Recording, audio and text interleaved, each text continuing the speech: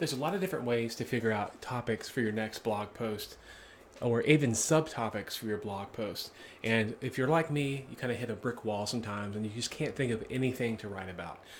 So today I'm going to talk about two tools that I use. One, SEMrush or SEMrush, and the other Ahrefs or Ahrefs, to make some better educated decisions on what kind of topics and subtopics you're going to write about. So what I do is I go to SEMrush and go to the topic research tab and type in whatever main topic that I'd want to talk about. So in this case, I typed in dental implants because I do work with a lot of medical type businesses, and this is a very popular sub or main topic that is written about. So I'll go here and switch over to mind map because I just like to visually see everything laid out, and you can see here that a lot of subtopics popped up, and they scour the internet to figure out what's hot, what's not, what people are clicking on, what questions people are asking.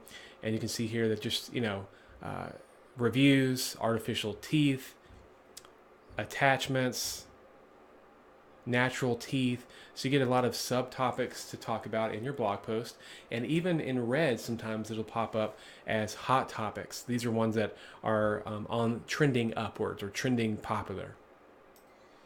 And you can even think about even putting a lot of questions or some FAQs somewhere on your website or at the bottom of the post based off of all the questions people are asking on Google here.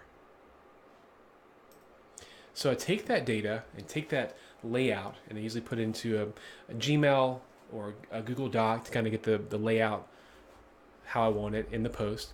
And then I'll go over to Ahrefs and use their Content Explorer tool and type in the same thing I did over at SEMrush.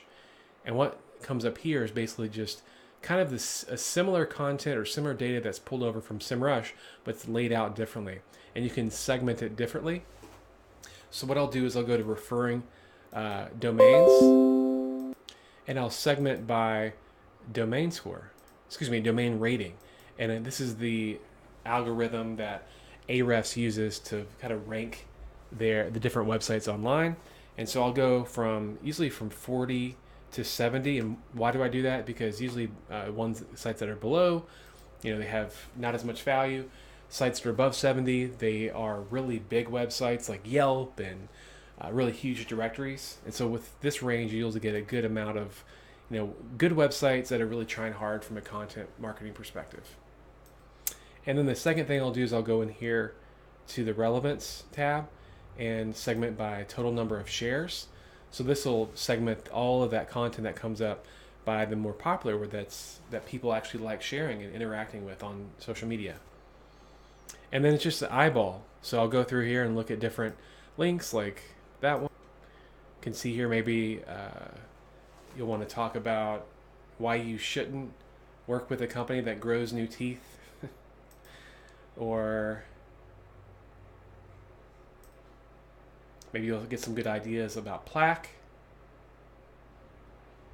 It's kind of like going to the thrift shop. You'll have to go through a lot of crap just to see and find the really good stuff. But after you've gone to like a handful of websites, you'll start to see some trends, and you'll get probably another 2 or 3 good ideas as far as subtopics. And after you've put all that information and those thoughts onto a Google Doc or whatever processing tool you want to use, you'll start to see an overall theme, and it makes it so much easier to start writing and filling in the gaps. So thought I'd show you my process. If you have any questions or comments, feel free to comment below.